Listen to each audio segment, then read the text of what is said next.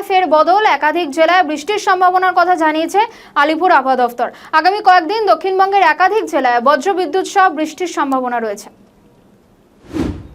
তারিখের আশেপাশে একটা নিম্নচাপ তৈরি হতে পারে, আর তার প্রভাবে আমাদের দক্ষিণবঙ্গের উপকূলাঞ্চলের জেলাগুলোতে 11 থেকে 14 তারিখের মধ্যে 1-2 জায়গা করে ভারী বৃষ্টিপাত হতে পারে।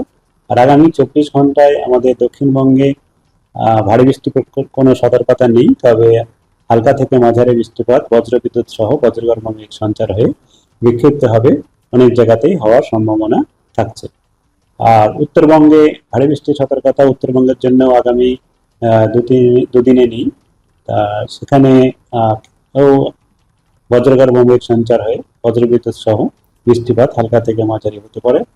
মূলত বজ্রপাতের সম্ভাবনা বেশি রয়েছে মালদা, উত্তর এবং দক্ষিণ দিনাজপুর জেলাতে। আর আমাদের এই যে নিম্নচাপ হওয়ার সম্ভাবনা রয়েছে তার প্রভাবে উত্তর পশ্চিম বঙ্গোপসাগর এবং আমাদের উপকূল অঞ্চলে সমুদ্রের